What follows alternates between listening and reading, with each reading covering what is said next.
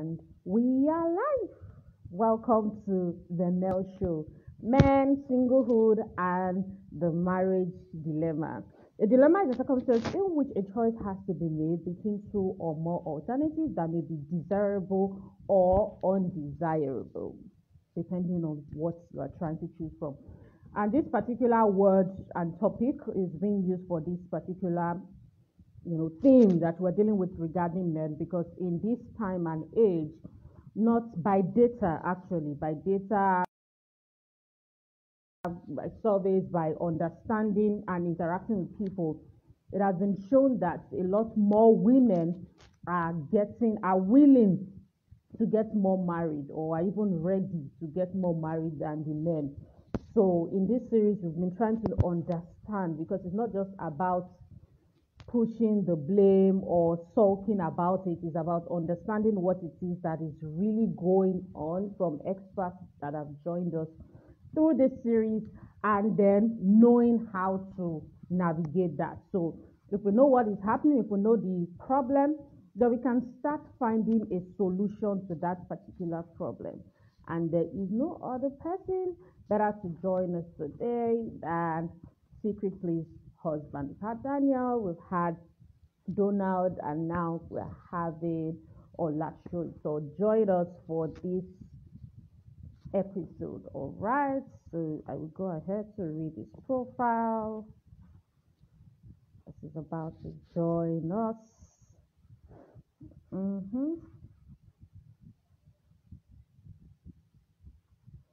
Let's see.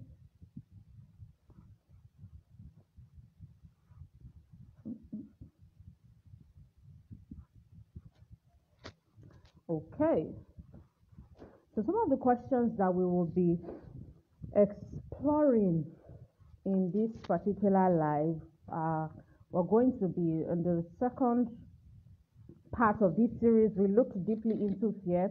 We're going to be looking a lot at what men should think, or what men require to get married, what they can do to prepare to get married, as much as well as other foundational things that have to do with, yes, we'll still talk about a bit of fears, more fears, what a man can do, how he can prepare himself, men and single moms.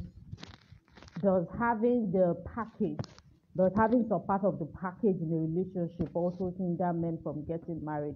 So we're going to understand more of these things with Mr. Ola helping us out with it. Okay, I believe that Mr. Ola is here. About to join us. Let's see. So I'll just add into.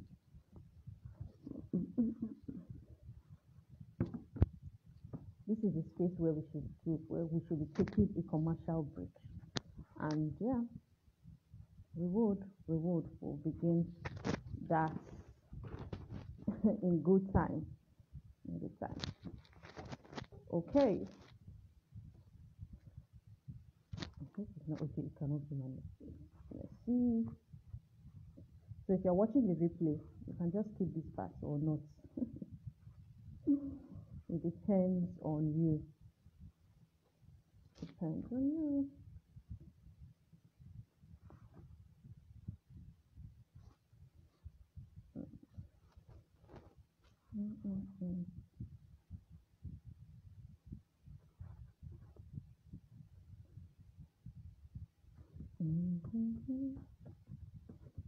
Okay, most likely it's not like, yeah, so let me add into the conversation.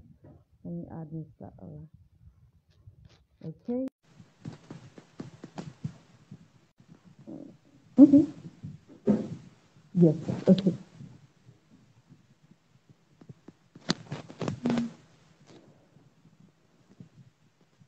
Oh.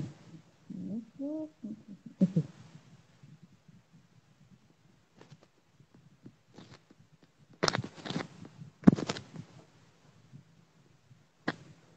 Oh, I can't think. Oh, let's see. I think Mr. Ola has joined us, but he's going to join us again. Please be patient. Yes, I think he has joined us, but network. Yes, probably network. Thank you so much for joining in. Ibokun, Shum, Oyewumi, David, Creative Business Solutions. Okay, I can see Mr. Ola again. All right.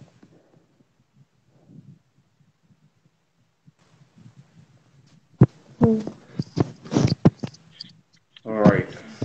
Good afternoon, Mr. Ola. Thank you so much Good for afternoon. joining us Good in afternoon. today's live. Good afternoon. Hi, Secret Place Wide. She's very well. She's very fine. It's very Good fine. afternoon. Thank you. Yes. All right. I'm So, sorry I'm late. I've been oh, trying to use the other phone. You can see it's still, I don't know oh, what happened. okay. I was charging it, Okay. so I left it, turn it off so like for this program, For this, yes, but for now this live. it's taking time to come up, yes. So I had to use my Wow. other phone. Yes. Phone. Okay. Okay. Thank God. Thank you so much for the sacrifice. You're All welcome. right. So I hope you let's can hear just me go. that and fair. Yes, we can totally hear you. Yes. All right, Okay. great. So let's see your profile. Olaseto is the co-founder of Family Central International with his wife, Olabisi Olaseto, who are popularly known as Secret Place Husband and Secret Place Wife on Instagram. Aside relationship and leadership coaching, Olaseto is also the creative director of Motiva Fashion and Lifestyle Company, established since 2014. A sought-after speaker, prolific writer, and a recording music artist, Olaseto is a man of many sides. He's a lover of nature and people. Isala, we didn't know about your music side. So, Oh, are you going to? hmm. It's Yes. interesting. I don't think, have Okay. you, well, I'm not sure that you've posted about it maybe in recent times, maybe in the past, but maybe not recently. Yeah. Okay, Yeah, so do you yeah. have any song, single, or any of that that we can go and listen to on YouTube or Yes, soon? definitely. Definitely. On iTunes, I have my songs on iTunes on different platforms. Ah, But okay, wow. there's a lot coming. There's a lot coming. There's a lot coming Come, this year and okay, next. There's a lot coming. So okay, just expecting. There's a lot coming. coming. Okay, thank you so much. Yeah. We look On forward the to music it. side, and there's a lot coming. Wow. Just And you everything. definitely have your fashion side, just like you can learn, we're learning about your profile as well. Yeah. Don't worry. We'll bring everything out for. That's okay. No problem. Thank you so much, Mr. Allah. Mr. Allah, why Um, did you decide to go into relationship and marriage coaching? And at what point did you say, because you definitely had or still have your fashion side that you started since 2014. But for you, why did you decide to say, you know what, I'm going to go into this coaching, of course, for women and as much as possible for men as well? okay. So coaching generally That's for why, me. yeah. Teaching, coaching generally for me has been something I've been doing over the years. I mean, I'm a trained teacher. I studied biology education, so all my life has been education and teaching.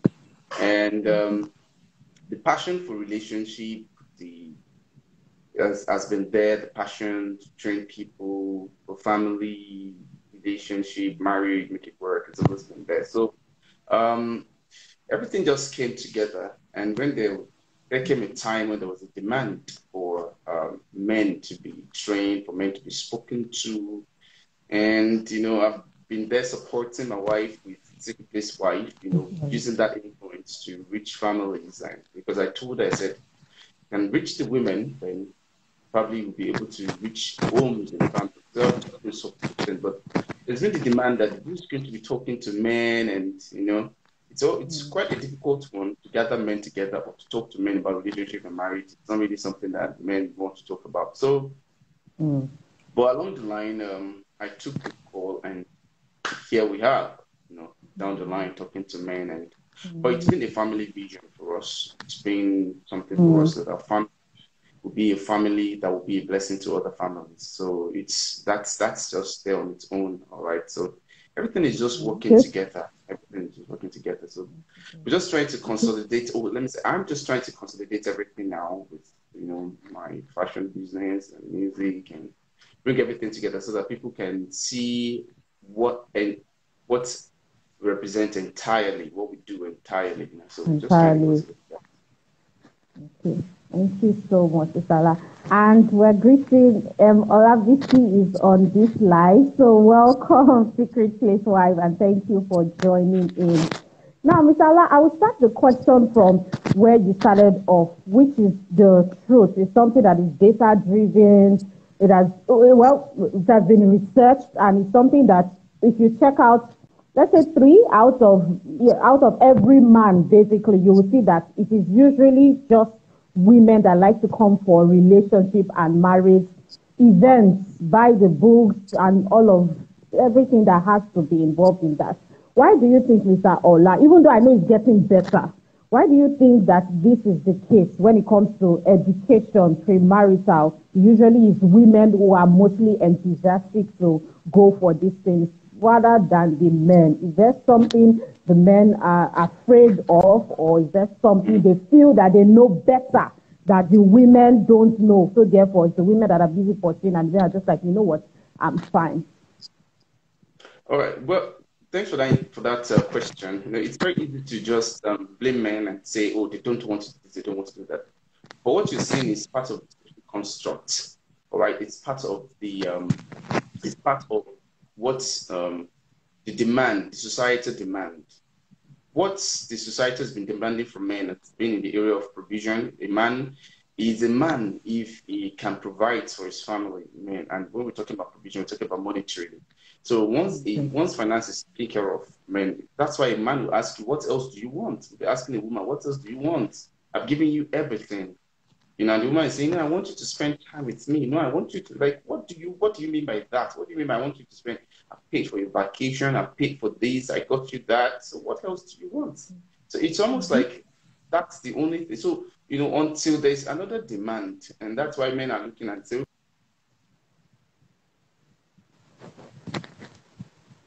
this thing is not, till that, until we started having on society demand. Now that there's demand, and thankfully, it's still women that are driving this. They're the ones making the demand. So when a woman is making more demand, a man approaches you and you're making a demand to say, oh, tell me, how many books have you read concerning relationship? Tell me, who do you listen to? Who counsels you? Who are the people? How teachable are you? How much have you learned about relationship, about women? How much are you? When you're having that kind of conversation, definitely you're placing a demand. And the man have to go and source for information for what he needs. Do you understand that? To be able to, for him to be relevant to that situation. So it has to do with demand. Men are ready. So that's why the encouragement has been on women to place the demand, make that demand to say, oh yes, this is what I want. What does this mean to you? How do you define this? Because everything comes with definition. How do you define love? What does marriage mean to you? What your perspective when it comes to? So these are the kind of questions and conversations that will place that demand. Over the time, men thought, oh, once you're able to provide for the house, then you are the man. Then you have the power to call the shots, and that's why you see that there's lots of challenge. When they are not doing well financially, they have a lot of issues because they don't feel like they are man enough. They just feel like lost their place because they are not earning. They don't have the power. They don't have a say over their family because they've attached so much to that. That's where they took their manliness from. So it has to do with the demand, society demand. So the more demands that the society is, and I'm really grateful. And it's been through most men that are following my page. They've been there through their wives, their sisters, fiancés, that the people that have been following them. So, oh, come and follow this page. So you can see it has to do with the demand. So the more demands that women are making, the more response that you'll be getting from men. And before you know it, it becomes a cultural value.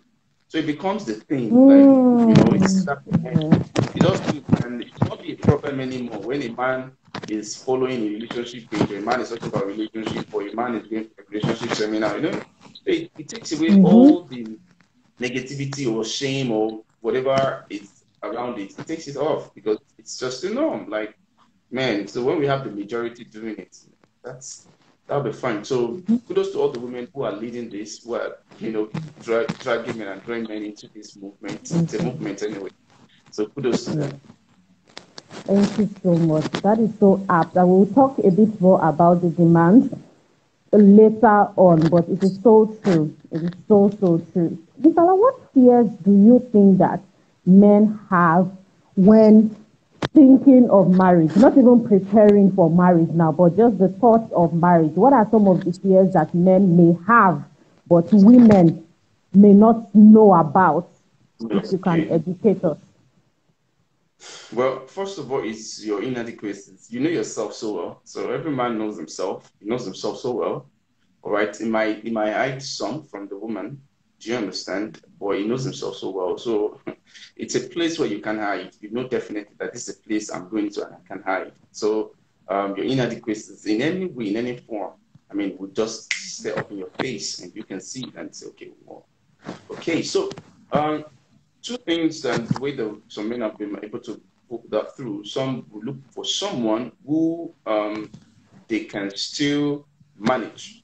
You just definitely someone who can manage your situation. Either someone who will be comfortable with it, or some men may be able to find someone who will challenge it. So either ways, those are the kind of women that Mm, so either someone who will be comfortable with it, who will just pamper you. So you just see some men like that. This is the way I am, and they just marry someone who will help them, who will not complain, probably, so mm, you can be that, uncooked, raw person that he wants to be for the rest of his life.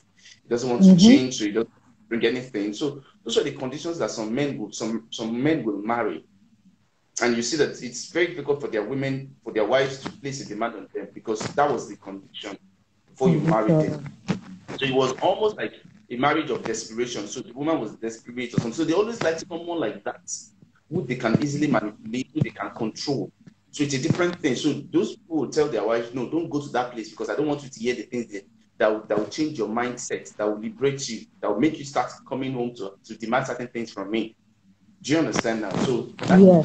that's the way that some men will get away with them. And while some will be sincere to say, oh, this is the way I am. I want to be better. I want to do well. So that's why I need a companion who will challenge me, who will make me better. Just like in my case. Do you understand? Someone who can help me to be better. Someone who can help see who I want to be in the future, and how we can work together. And someone I can also be um, a blessing and advantage too. So basically, when it comes to marriage, a man's flaws, a man's inadequacies, his strength, and everything, he can see everything. Like he just receives the data for everything right there, and um, it now depends on how he's going to manage it, how he's going to handle it. So the fears are there. It might be character flaws, it might be career-wise, career issues, or do you understand now something that he's Yeah. looking like, oh, I've just been feeling all along, okay.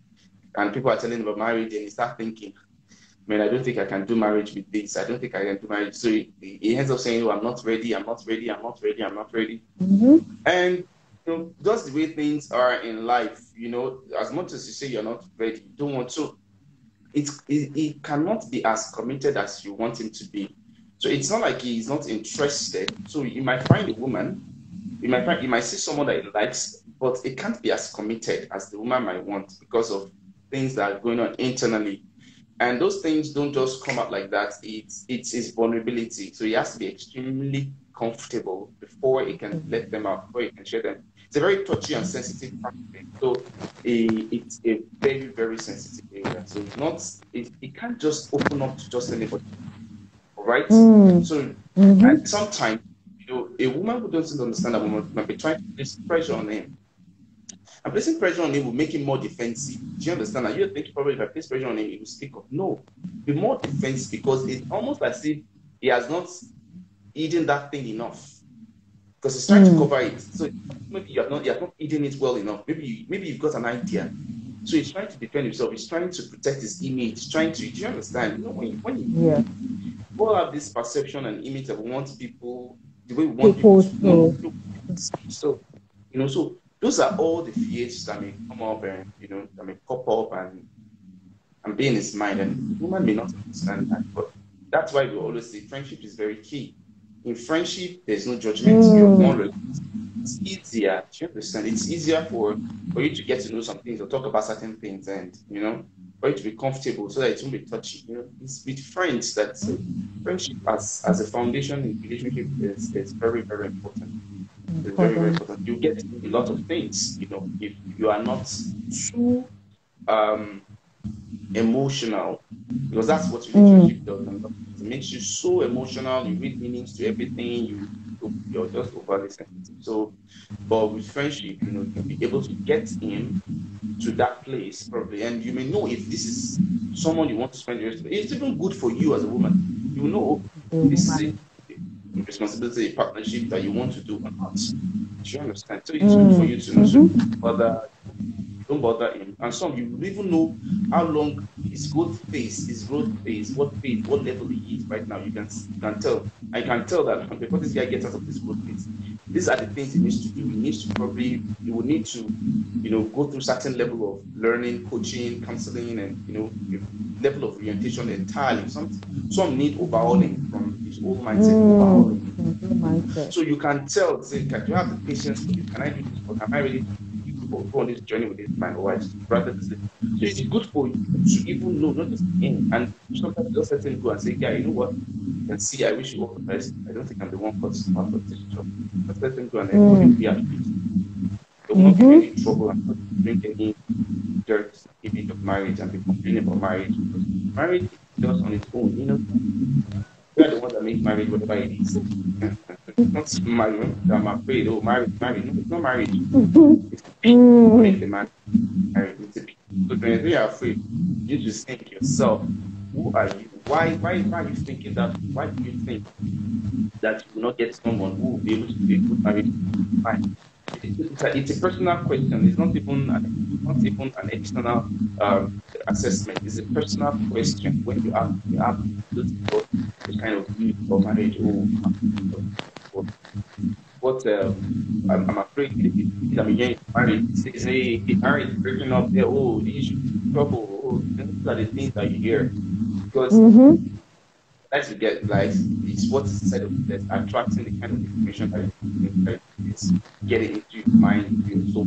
So, but think positive, do your own speculation, your own you see the possibilities of fantastic marriage, possible, lovable, lovingly, yeah, you see the possibility. But you don't grow in. Sister, the part where you said marriage is just on its own. It's people that make marriage on its own. It's very true, but it was funny as well because it's funny how people like talking about marriage, or even any other thing, but marriage in this context, and they don't check themselves as much. They just think is, and that's what is going on in pop culture now. They think, you know what, according to their language, let's just see how it goes. Basically, they're trying to avoid commitment, thinking it's going to make things better. But like I was watching one series the other time, it doesn't. If the person is going to be a cheater, the person is going to be a cheater, the person is going to be irresponsible, the person is going to be irresponsible. It's not by not wanting to get married that is going to make you avoid that. So I really thank you for bringing that out and bringing that up for us. Ms. Allah, in this day and age, we have women in different roles doing different things that are not usually what men saw when they were growing up with their mom, grandmoms, whoever it is that they grew up with. And so we're talking about women working for different hours, women in tech, women as engineers, there are women in diverse and different expressions, expressing themselves in different ways in this day and age. And even self, I think I should also add this question here, even women earning more than their husband at this time, or even women earning more than men if you are not married yet. Is this a problem for men as well? Just like you've shared with us that no matter what it is in this point, some of the things that are being said can even pretty much be summed up as excuses because you need to work on yourself as the man. But then do you think this dynamics of things that are changing in the lives of women may be some of the reasons why some men are stepping back or holding on to, in quotes, see how it goes. Because for some men, they are always waiting till they get all the money. And year in, year out, 5 years has gone. They've not still gotten that money that they are waiting for. So is this a problem? Is this a challenge? If yes or if no, what way can we approach it differently with the fact that women are not the way our mom and grandmom was, or things are not the way it used to be in their own time? And I believe it's a problem or shock for some men, not all men, but for some men. Yeah, it is indeed a problem. It's a problem. Just like what we said, like what group of you have this all this idea about what you married, what you know, like you know, your knowledge based on things going on around. See, your parents married, your family, what the family, what the society was like. Like so when we're talking about marriage, about mind that's been set like about 20 years ago. That's what we're talking about. And, a mind Yes. that's been set. You get so the mindset came from about 20 years. This mind has been set for 20 years, and you were working towards this. It's a goal, okay? Okay, so for instance, for a guy, you believe that you're going to marry something, all right? So it's a goal, a long-term goal, okay? So it's something that you know you're going to do. So okay, so you start working towards it, preparing your mind, setting your mind for how you're going to go, what will be demand, just like what I said. So you know that okay, that means I have to work hard, I have to provide for my family community. Because being back then, women were always staying at home. They have more women staying at home, taking care of children, while the man go outside and work. So if the man cannot bring enough back home, it's not considered a hardworking man, it's not considered a successful man. It's obvious that he doesn't probably have a family. Do you understand now? So for the guy back then, 20 years ago, he looked at life, probably he had to struggle because that wasn't bringing money home. So he knew that okay, my family not okay, that means I have to go into lot. So his mind is set about things, okay. But eventually, probably the girl in that situation was thinking and saying, my mom just sat back. Maybe I come back got more as a family. Maybe it's family sit back and I'm going to work for my family. I'm going to earn more. I'm going to make sure that I for my family. Can you see how things are working out? So eventually, it happened because those are the two people that get married. Man is saying, sit down. Man is saying, I want to go down. People have those issues. People have and what happened? Change bound to occur on the time things change. That cultural growth, that growth in different forms, education, things happening, emancipation, different movements, things, or people want optimization. People are even thinking, even if you can do away with marriage, people are just being it's a movement all around. So, Sorry, Mr. I can't hear you clearly. So I would hear you. It's like in and out. I don't know why that is. oh, is this the same right now? Okay, it is better now. It is better Oh, now. Yeah, but it was like in and out. okay. Yes, yes. Okay. Continue. So Yes. definitely they challenges there for men, challenges there for men like so how do I what's my goal now? How do I become it's almost so the confusion is do you want to take my role? Do you want to take my role? And the thing is when you play a particular role for a long time, you need to attach a lot of your essence, a lot of your prestige, a lot of your reputation. You begin to attach your pride, attach to that role. Do you understand now? So someone taking that role from you is like someone taking almost your existence from you. Do you see where the competition will be like, I'm trying to go out of it's almost like what I decided to do for you. So that is why it's necessary that the information and education is out both of them, both the men and the women. But women know how to handle such men, and men also what kind of that the most important thing is your family, is your marriage. So it's not as much as important as school. School that's most important. It is it sorry, excuse me. Yeah. So it is not like not as important, you know. It's the whole family. It's family marriage that's one of the things. If you have to switch roles, if you have to accommodate each other, you just have to do what you need to do.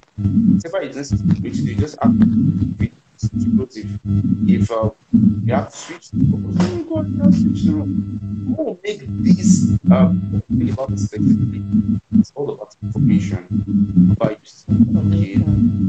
Because in no way, it's your value appreciated why as a it doesn't make a decision to you.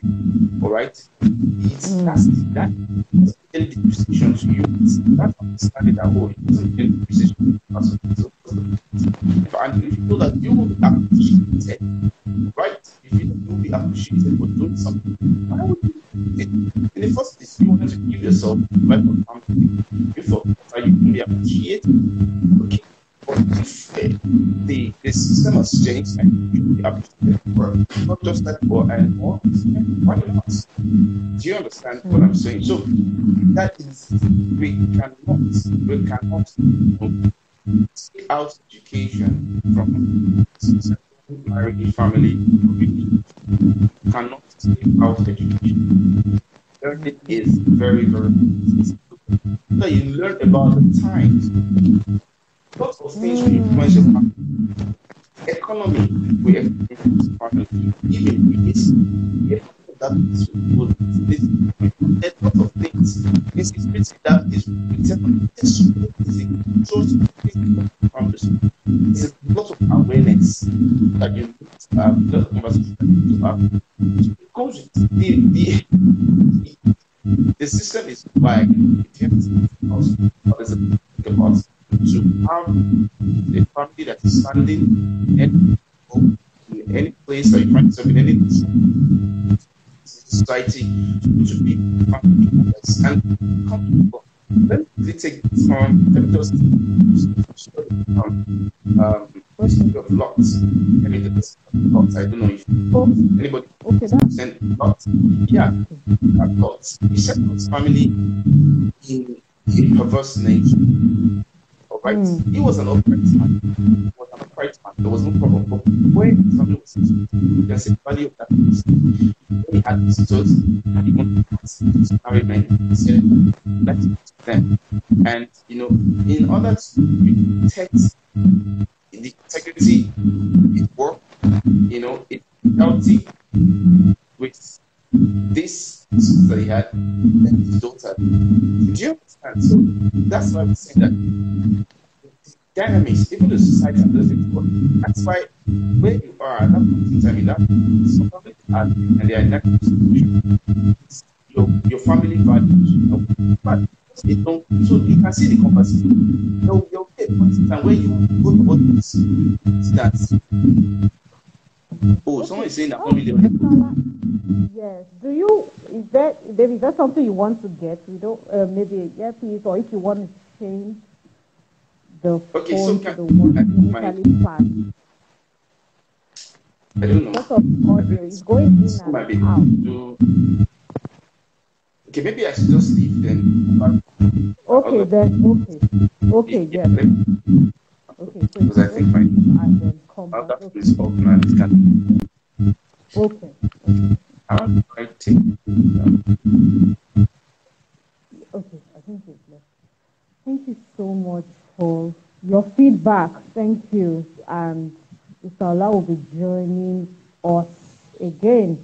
And we will be taking a recap of what he has been sharing as well, in case you did not hear a lot of it. Sorry about that. But he's making very, very important points, actually, that he's actually sharing with us. Very, very important points.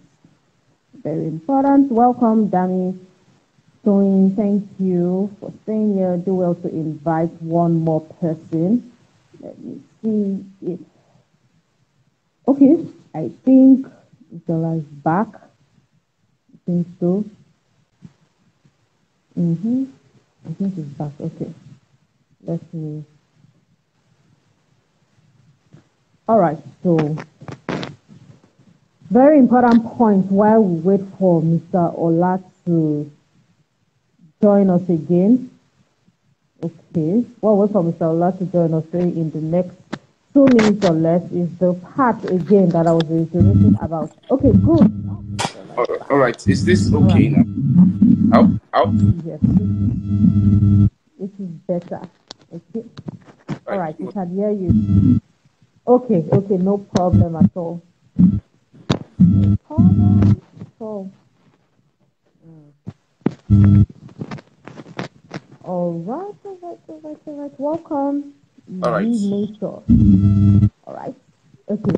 Thank you so much again, Salah. So, Salah, because we're not hearing you as much, could you please do a recap of the last? Do you want me to take the question again, or you just Okay. No, you can take the do question your? again so that they can hear the Yes, question. for those who yes.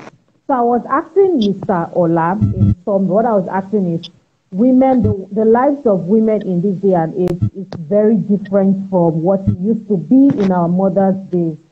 Jobs, opportunities that women have now were not available then. So it wasn't just fetching water and carrying firewood. We now have tech women that sometimes work 20 hours. We have women engineers and so on and so forth.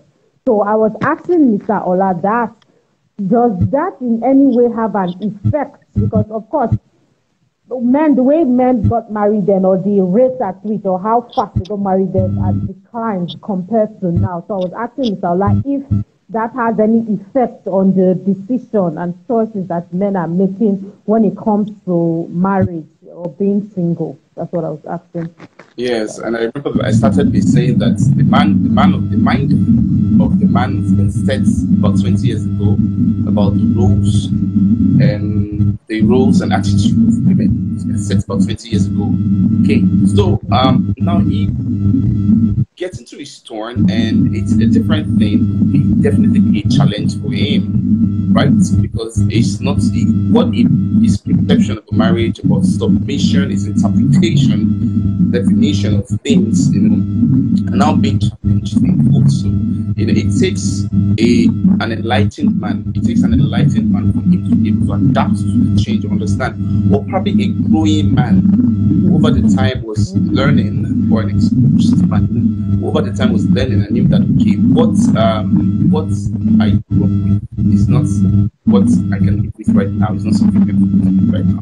So it is a challenge. It is a very big challenge because there's a pattern, there's a model in his mind that is trying to repeat something that he thought, okay, this is how it should be, and that's what it's trying to repeat. So so many things will come against that, and you begin to misinterpret a lot of things. You begin to misinterpret a lot of things. So when you're talking about women, meaning women interacting with men, so you can't understand probably how a woman would want to have a dialogue with him over certain things that growing up you knew that men have a say over this. It's what a man says that is final. Now a woman is saying, no, we need to talk about this. We need to dialogue.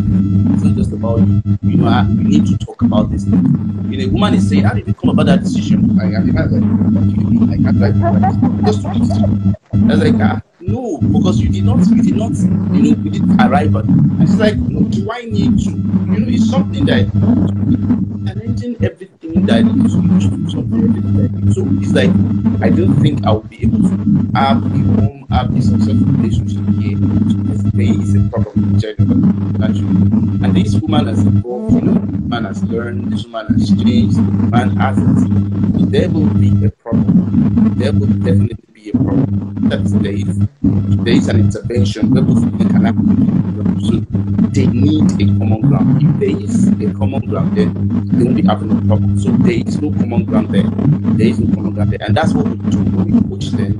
We try to give both of them a common ground. They can both listen and they can both rise from. So we need to create that common ground. And there will always be misunderstanding here and there. Always be misunderstanding. So people are supposed to be encouraging each other and be fighting against each other. So it's a battle for the man, it's a battle for the woman. You understand? So the woman is doing well in her career, doing well in her work, and she's winning. And she's winning, and she's not just winning, she's winning is also a win for her family. The family, the man, there's supposed to be an encouragement to say, oh, keep going, but like, because you need her confidence to be able to do well in her field. So the man is supposed to be cheering her on, is having issues, all right, is already feeling insecure. Do you understand now? So that's a battle for her, and she also is having issues again with the man, like, and she's thinking, this man doesn't want me to win, doesn't want me to go. But if they both have a common understanding, the man will be a cheerleader. Do you understand? The man will be a cheerleader. If they both have a common understanding, the man will be a cheerleader. Say, go, baby, go, girl, go, girl. Every obstacle on our way, the man will be there to take it off and say, no, because I know that your win is our win. You know? So until they are able to build that common ground, they will continue to have friction. The conflict will always be there. The conflict, and at the end of the day, they look at it like, oh, this marriage is not working. Yeah, it is not working. Because marriage is supposed to be a partnership, and you guys are no longer partners. It's no longer working. So you both need help. So both of you need help, right? Both of you need help. So as much as the woman wants to be, she's thinking about her career, and you don't have to see the person as your enemy. It's not that someone doesn't understand you. Let's make that person your enemy. You understand? This is someone who loves you, who marries you. Don't regard the person as your enemy immediately. So imagine this person is an enemy. Your attitude, everything changes. Do you understand? So it is a problem. Indeed, what we're talking about is a problem, but there are ways that you can overcome it. As long as both of you are you're willing to step forward to learn how to do it, how to handle it, then you guys will be fine. Thank you, Mr. Allah. Years ago was Father's Day, and I was reading in an article. Actually, this is not something I've even read about recently, something that has been said over the years, that it seems as though, and of course we can debunk or buttress more on it and find a solution to it in this conversation. It seems as though there are lots of safe places for women and empowerment centers, but not as much for men.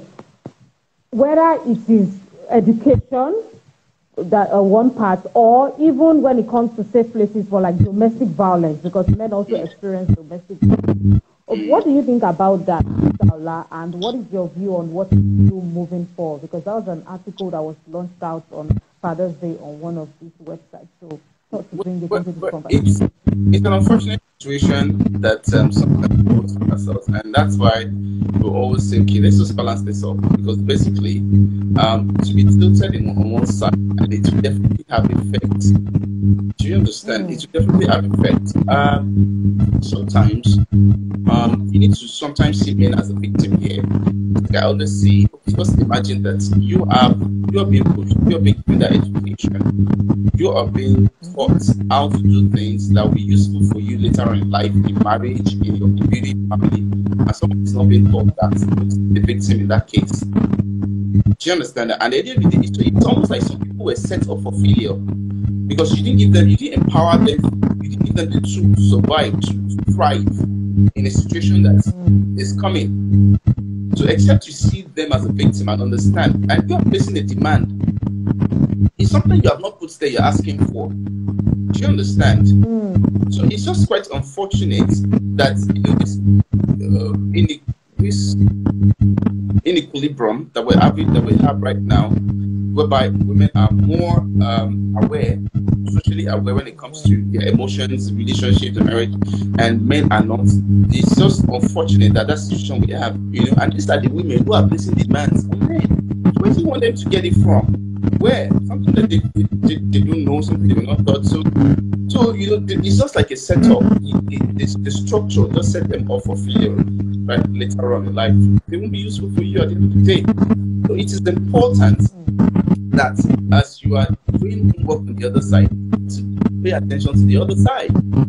You need to pay attention to the other side. You need to look at the other side to say, okay, as much as, okay, let's take for instance the nation. You every day, every year, you turn out graduates, but there are no jobs. Do you understand? So you cannot just be dealing with graduates, going to school graduates. What about job? What would they do at the end of the day? So it's the same thing. When you're preparing women, you need to also think about the men as well. All right, and a lot of things going on, around, a lot of insincerity going on around, a lot of people might be bitter about things, but it's coded, in different things, all right, going on around that made it difficult for, you mentioned, violence against men now. It's almost like it's impossible for a man to say who have been violated. Do you understand? It's almost impossible. Like it's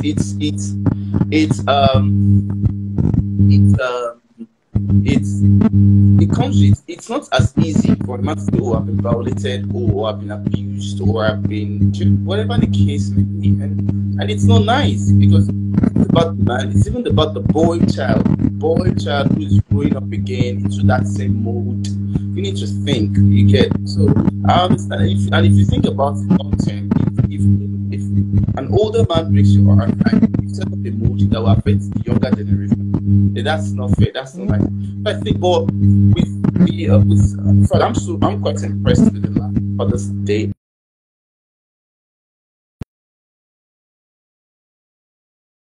International Men's Day for this year. We have International Men's Day for this year coming up in November 19th, and to shock you, the theme for this year is better relations between men and women. That's the theme for this year. Whoa. So better relations between men and women. So I'm quite impressed about it, and I've been doing some work, talking to some people, reaching out to some organizations, trying to come up with something. It's still, the response is not still like because it's men, so the response is not as not getting that response. I know that once we keep pushing, we keep telling our story, we keep telling, nobody can tell our story like us, so we keep telling our story so that you can't, what you don't know, you can't love, you can't do you understand that? So once you understand, it will be easier for you to love us, for you to understand. So it's just about us telling our stories, and I'm quite appreciative that a lot of men are telling their stories now, so that women too can know. So it's not about blaming the women. I'm not blaming the women. It's not their fault that they don't know these things. But when they hear more of it, are telling their stories, then you will know how to love them. Then you know who the kind of people that you want to love. All right. So the most important thing is that, and that's why they always say, men speak up, men speak up, men speak up. It's always been men, man up, men, man up, men, man up. But now the chance is different. We're saying men speak up, men speak up, men speak up. So just encourage them to speak up. They're human beings, just speak up, speak your mind, speak up, speak up. So the more men speak up, the more better they come, and the more the society would be able to help. So it's not like it's women's fault that they have all these avenues for them. It's because they spoke up. Do you understand? Yeah, because they spoke up. Okay. So that's why the society was able to attend to them and say, okay, let's create these things for you. Because so when they speak up to be available, society will create it for them. So it's about speaking up. So I believe my gender will do better when it comes to speaking up. Wow, thank you so much, Mr. Ola. That is so, I like how you dive into that question, into answering that particular question. And I thank God for organizations like your Secret Place Husband and other men organizations and initiatives as well that are continually pushing. They're continually pushing, just like you said, we're not going to get tired. But the truth is, now is the time to have that conversation so that 10 years from now or 20 years from now, it won't be our son still talking about these kind of things Exactly. we're talking about. So we're going to move past. Oh, why we men not getting married? Yes, exactly. Exactly. So it's about time. Okay. So, Mr. Allah, what must a man do to grow his identity? So we're finally in this day and age. What can he do? What can a man do to grow his identity and also grow himself as well. What are like basic things? And I'll ask you. I have another question, of course, afterwards. What are Okay. some basic things that men can do? Yes. For me, two things that are responsible, or two ways of growth, for me is Okay. information and association. Those are the two things, information and association. That's two things that growth stands upon. So it is the Okay. kind of information that you allow get into you, because there's a lot of information out there, but the quality of information that you allow get into you and the Mm. people that you associate with. So, first of all, you have to have decided what kind of information or conversation you want to have.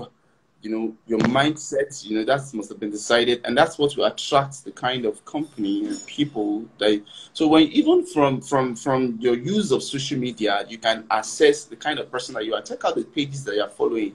Why did you decide to follow those pages? Because human beings are very, very stingy with following, likes, and comments. I mean, those things are assets. They are not just things. No, seriously, those things are assets. They are not. They are currencies now. You don't just before people like, before people comment, before So those things are they are valuable. They are valuable. All right. Now, Mm. so it's not. So those are things that when some people say, "Hey, nobody's liking, nobody's commenting, nobody." No, those are you don't just. They won't just like. There's something. It's a reward system now. So it's just like their currencies where they spend things that you spend you know your money on, because you purchase the data now. So it's still. So those are what you purchase, where the power to like, to comment, and all this. So those are powers that Mm-hmm. So you Yes. can also assess your life based on the kind of people that you're following. What are the Mm. people I'm following? Why am I following them? What exactly am I declutter my my my following. I declutter it. Follow. When I Mm. just look through and like so. And the same thing that helps me when I think about my page, because I'm like, okay, because I declutter my page, I look at my following. I like, okay, because I don't know what's on based on what reason I made the decision to follow a particular page or person. All right. So I look Mm. after some time, I might have grown. I might not be that kind of person anymore. I might have been better. So I look, is this information still relevant? Do I still need this person popping up? Do you understand now? Do I still need this person Yes. popping up their post, their feed? Do I still need to do I just need to have them in my face? I think about it, and if not, I will follow. So it has me to also Mm. think and say, okay, if someone has joined, is following me, I could get decluttered. Mm. What would I? Am I still relevant? Am I still? Mm. Am I still? The reason why they decided to follow me is, are they still getting the value for it? Would they still Value. be empowering me with their comments, with their likes, and so do you understand? So it's something that I Yes. do, and it helps me to also evaluate myself, and so the information for growth, your information, Mm. the kind of information, and the association. Like, so we are in an association, a relationship right here. It's because of the information that I'm always putting out, the information that you're always putting out, that's created this Mm. association that we have today. So you can't grow outside of your information. So if you want to grow in life, you have to increase the value of your information. Like right now, I'm hungry for certain information, and there's a particular bookstore that I've been waiting to walk into, maybe next week or so. I'm going to walk into the bookstore, and pick Mm. some books. And once I pick those books, I'm going to, after some time, I know it will definitely happen. I will declutter again my circle. Do you understand that my Yes. circle Circle. got again? Definitely, Mm. I have to Mm. declutter my circle. So it's not friendship comes and go. So don't think that somebody will be your friend for life or something. All those things. No, it might not happen like that. No, no, no. It might not happen like that. Mm. I'll declutter my circle again. It's not something that I'm going to do intentionally to say, oh, I want to sit down and no. It's just because of my growth. Because we're going to have a Yes. conversation. It's not everybody that will be in this room with us, that will be on this live with us. Some people will not be here. No. Yes. You understand now? Will not They be. will not Yes. be here for whatever Mm. reason. So it's not by force. It's not a must. It will happen because of my growth. It just happen. Do you understand? So once I gather new set of information and I'm more enlightened, I'm a new person, then I can hold conversation with certain people, then we can have an association, then some things that are not will definitely live your life. It will just they will just Mm. be relevant. So it's not It's not something that you have to sit down and do. You know, it will just happen. So for growth for any man, Happen. formation and the association, but most importantly, those things will happen because you have decided. When you talk about identities, you have decided on who you want to be. You must have decided on who you want to be. So before you can say, okay, you're looking out for anything, you must have decided that, okay, this is who I want to be. You must have painted that picture. You must have that image and say, oh, this is who I want to be. And that's what Yes. will, I mean, who is going to be your model in that area, you know, and any other thing. So you must have decided on who you want to be. So the first thing is, who are you and who are you trying to be? Those are the fundamental questions that must be asked. Who are you and who do you want to be? So it will determine every other thing. Those are the questions that you must ask. Even when you want to make friends with people, you must know who they are. Who are you? Who are you? Who do you want to be? Who are you and who do you want to be? Those are fundamental questions when it comes to, being friends with people. People. Oh, I mean, simple answer, but it is really packed. Really, really packed about what a man must do to grow in his identity. And I'm so grateful for the men I'm seeing on this live. And I know a lot more people would even watch the replay. I'm so thankful. So, Mr. Allah, I want to, because there's something I wanted to ask after this, but I still want to come back to this. I'll come back to that now, which is, do you think it has been said, well, of course, from research and just watching people, that some men are not choosing to get married at this time because women are giving them a part of the package?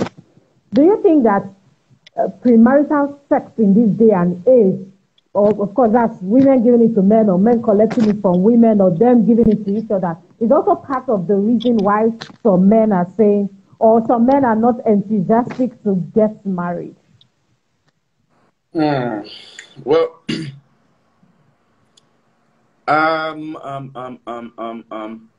okay, let's take it for instance. I always tell people that just like was Paul who advised that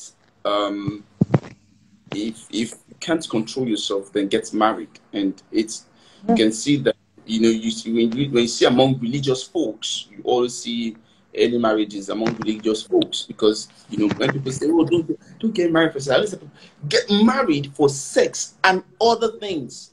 I don't tell people don't get married because of sex. No, get married for sex and other things. Don't tell people like sex is not that important. No, it is very important, because Paul said, if you are not like me, get married. That's what he said. If you're not like me, who can control yourself, we can all get married. We all don't.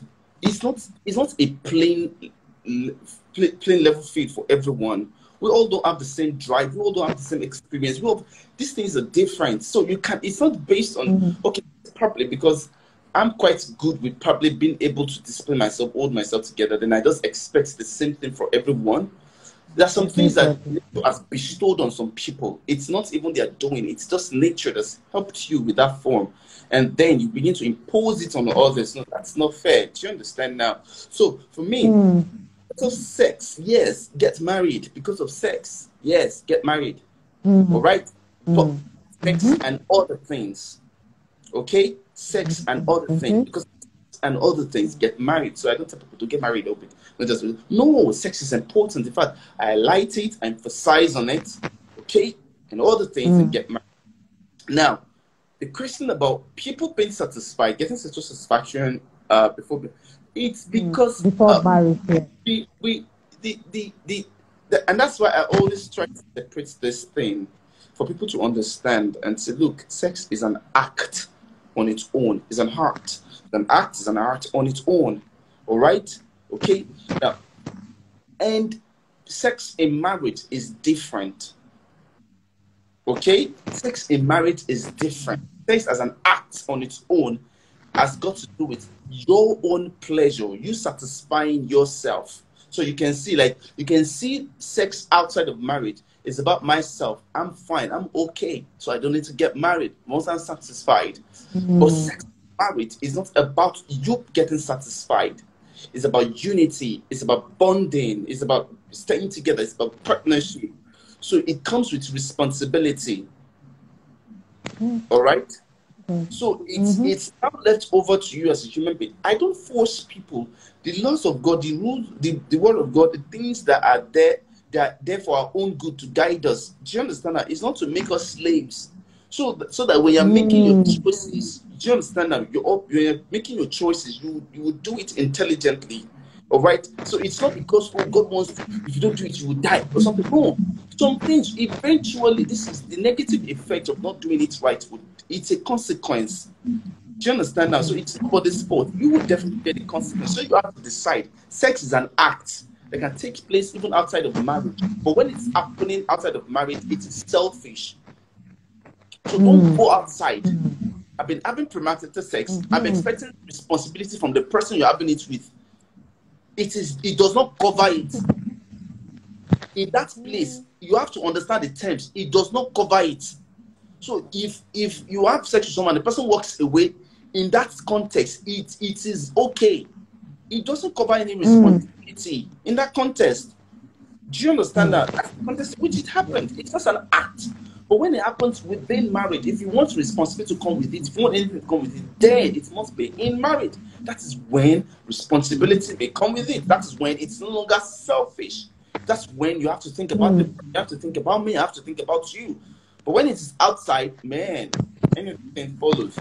So, are men not getting married because they're getting it? Married, yes, because they are getting. Definitely. Because I don't want the responsibility.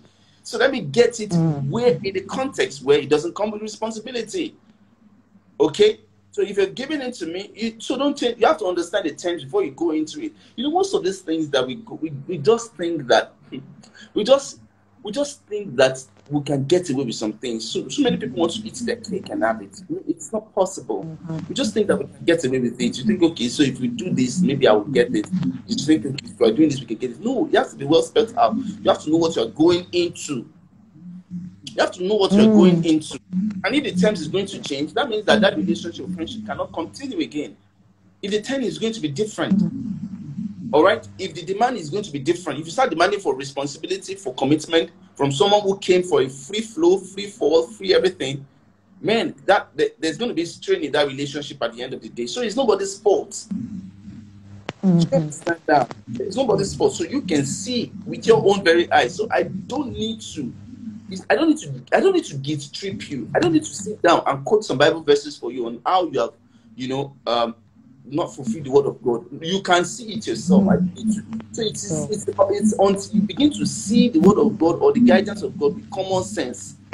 Begin to see with common sense. You will know that it's for your own benefit and not that there is one big principal head of school somewhere who's going to put a cane on your back if you don't do his will. No, if you begin to see the common sense in it, then it makes it easier. Like, okay, I'm responsible for anything and everything that's happening to me, or whatever.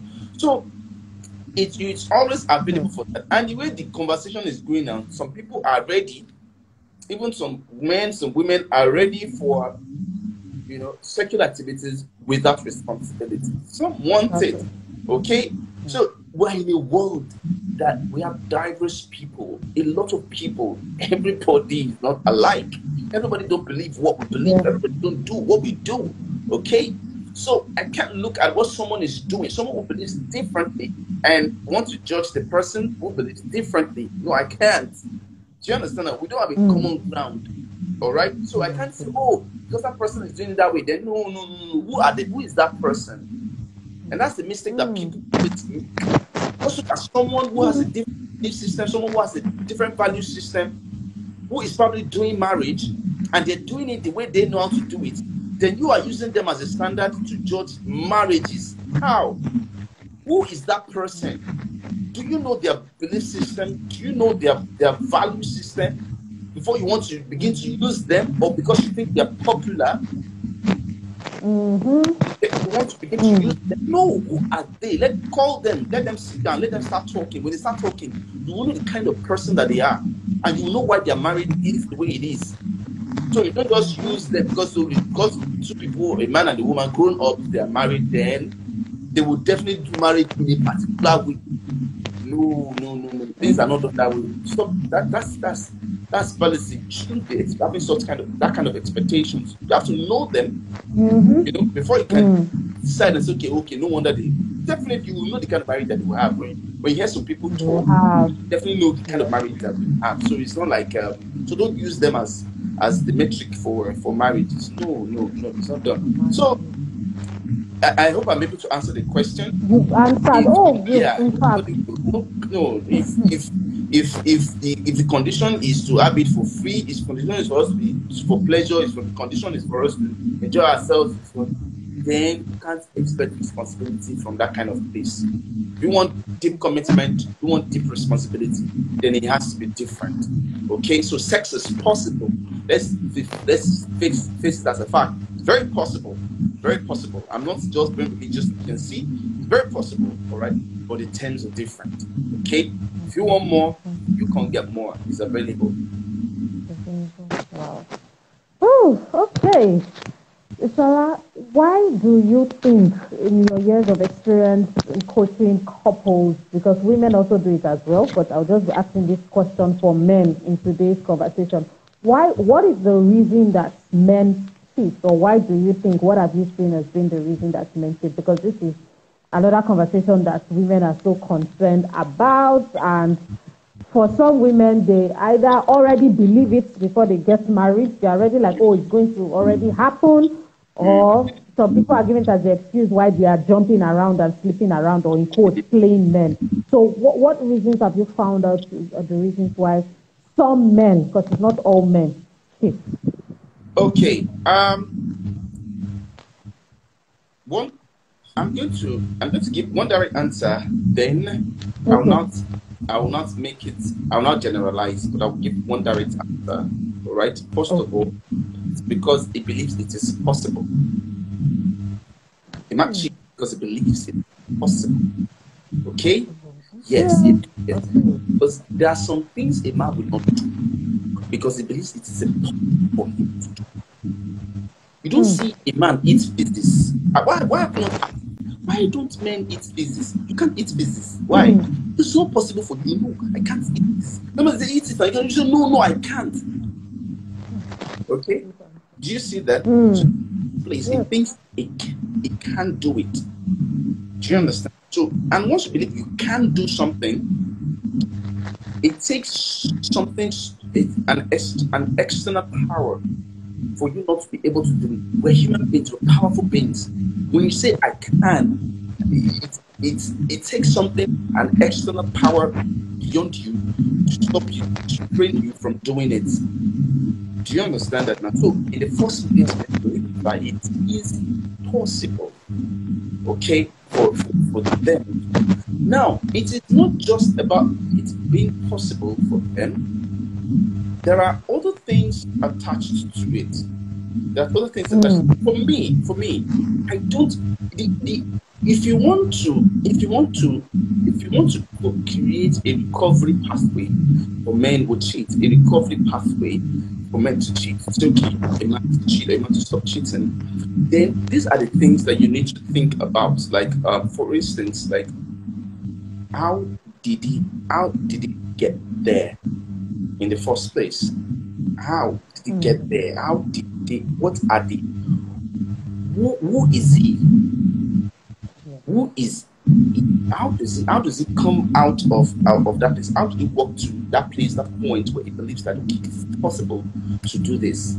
All right. So in creating a recovery pathway, in taking a walk back out of that place, then he needs to think about it. We're talking about his identity. Who am I?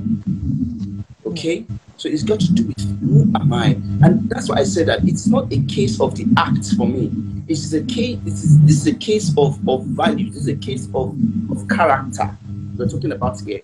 Do you understand now? Because we might just be looking at the act. Everybody focuses on the act, but let's look at the character flaws here. We're talking about disloyalty, all right? So it's just something that children, especially let's just say male children, are trained with. You talk to them about loyalty. This is something that is going to be required of them later on in life. It's going to find itself in a situation where your loyalty, commitment to vows, integrity, All right, because these are things that people don't take seriously. They take lightly. Someone can easily flaunt that. You not put him in a situation where that is the core value that is required, that is needed. Someone who is not been loyal, someone that you've not sat down to teach, to let him practice loyalty. Now he is now in a situation where loyalty is a core value. Because it's about, the problem is not about, okay, the man cheats. No. Why are you talking about the man cheating? It's because there's a vow, there's an agreement, there's a commitment. He made an agreement. And when you make an agreement, you stay with your agreement. But over time, this guy has not been making agreement. This guy has not been staying with agreement. He's not, what has he agreed to stay with and be loyal with 10 years of his life prior to his marriage? Before he gets into a marriage with a woman, that loyalty and that level of commitment, that value is highly needed. Where has he practiced it? That you're not expecting it in marriage, that he will do it right in marriage. So you can see the deficiency, and that's why we're saying that if we don't understand something very well, we'll not be able to tackle the problem. So when you understand this, that it is not just the acts that we're focusing on. Let's look at the character. How he developed a character that can make him execute himself from a commitment, from a vow. Then we can now create the pattern, so that you can see how it is affecting his person. He has to see it, that this is affecting your person, this is affecting who you are. This is the kind of person that for him, he might still think, oh, this is a game. I'm just playing the game, just having fun. Do you understand? For whatever reason. So do you understand that? So first of all, we need to think about it as the fact that if he thinks that it is possible, that is what he's doing it. He thinks it is possible, that's what he's doing it. Okay, let's say, if a man says, oh, I'm cheating because I'm bored, how come when people are bored, they've never put their hand in fire? Do you understand now? Why is it that you don't put your hand in fire when you're bored? Do you understand? So it's because you think, why is it that when a man wants to cheat, he will not think of his mother, no matter how he is. Do you see? So it's something that is one way or the other is still controlled. It looks as if it's empowered by something that's beyond him. Do you understand now? Playing the victim like something that is like you're empowered by something that's beyond him. But in between the whole thing, you still have a control over your choices. So somehow responsible for the choices they're making, even though you make it seem as if this is something that's come upon you that you can help. All right, in order to probably get pity and sympathy from the society, from people, but you have control. Let's take control over this decision that you're making. So it is your decision. It is your decision, and it's because you think it is possible. All right, so it is possible. Now, definitely, if it's possible, there are consequences. You bear the consequence. If you take that decision, then you know this is the consequence of what you're doing. Then you bear the consequence of what you're doing. So that is one way, a straight way of looking at it. Now, the other way is to say, okay, now because we're all for one, we're all for each other. So let's look at the recovery pathway for men who have found themselves in that situation, which is the fact that we now don't have to do it. It's not the focus, it's not about the act, but the character that brought about this. So what would a man practice, to overcome, to get himself out of that kind of situation? What would he need to practice? He needs to practice loyalty day by day. He needs to think about himself. Okay, he needs to start to think about himself. What kind of person am I? Who you've become? It has revealed to you, marriage and certain commitment, certain situation will reveal who you are to you. So the situation has revealed to you that you are weak when it comes to being loyal. And he will do the same thing. If he belongs to a political party, he will jump from one place to another. It is a loyalty issue. So when you are creating a recovery pathway, he has to do his character, things he can practice day by day. He can exercise day by day. How he's managing his endurance level. Do you understand that? His concentration level, his appetite. Those are the ways, those are the constructive ways. Someone can let me if it is possible for someone to go for um, these vegetarian sessions and they become vegetarian and they grow up even at the sight of seeing people without meat, then it is possible that it's mind, it's just this thing in the mind. And as we talk about this and we make this information and knowledge available for the society, once it becomes a general knowledge, it will help. And my major concern is the next generation, so that they don't just think that it's something that befalls, just happens to you as a man. All right, you need to know that this is part of life. It's essential, and you need to start equipping them for these values that are necessary, because they are going to be in a situation that will demand those things, that will demand for it. So at the end of the day, you find them unfit for that situation. That's why you find those men unfit for marriage, because they can stay faithful, because they can stay loyal. As he stayed faithful all his life, what has he been faithful to before that time? What has he been loyal to before that time? What has he been committed to before that time? What's the level of his commitment? So that's why many people want to measure. They want to measure it. Okay, how faithful are you being with God? Let's see. How faithful are you being with? What have you been faithful with? What have you been loyal with? What have you? Do you understand that? These are just a metric to know, the level of his loyalty, of his commitment, of his faithfulness. Wow, thank you so much, Mr. Ola. This is, I was even still nodding because I was like, this is in fact, this particular answer, especially the recovery pathway, how you came about it, what you said, it was very, very important, and I'm glad that I asked this question. So we are beginning to round up now, and Right. I want to ask about what we can do, what men can do to prepare for marriage. Mr. Ola, why do you think men seem to shy away from getting married to single moms? That is also part of the excuse in the context of our topic now, the dilemma. Should I get married? Should I not get married? Some people have seen great single moms, greater than, when I mean greater, in the context of the kind of woman that will fit them, greater than the single women self that don't have children. But to get married is either they don't seem to know how to deal with their family or stand up for the girl, or some sort of excuse. Some people, because we asked this question on radio, some people said that is because the woman will go back to the father of the child and they will start having an affair. There's different people have come up with different things. But why do you think that men shy away from getting married to single moms? A lot of men, of course, not all. One reason is stigma. There's a stigma, all right? And this stigma started from women getting pregnant. Situation in which she became a single mother. Some of them became single mothers outside the marriage. It's a different thing. We're not talking about just divorced people, but we're not talking about people who are never married. So there's a situation. So there's a stigma. There's a stigma that she must have been promiscuous. Are you getting me now?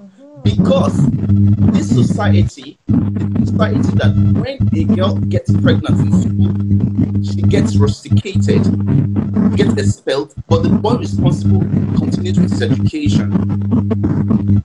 So when that happens, do you understand now? This society, when a woman gets pregnant, or probably out of wedlock, or something happens, even in church, she becomes excommunicated because her sin is out.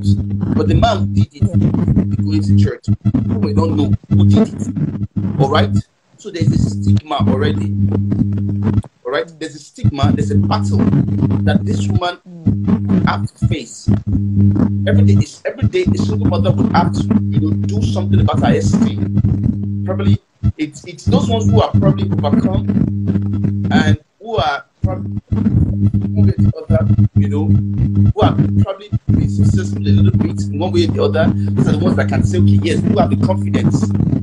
All right? Yeah. But most times you see that their esteem would have been affected by the society looking at it and saying, who is the father of the child? You're being mocked, so there's an unhealthy aura around, single mothers and everything. So there's a stigma. Now, that stigma, it takes a courageous man to say, okay, going for a single mother, because it doesn't even stop there. You have your family who will ask me like, oh, she's had a child before. Really? Are you sure that's who you want to marry? Someone who's had a child before? Do you understand? You still have an explaining to do to your family, to your friends. So no, it comes with. So it's not just a decision off the table that you play decision you cannot take off the table. It comes with you being. It comes with extra boldness. It comes with, you know, with the extras for you to move and say, okay, yes, I'm still going for this person.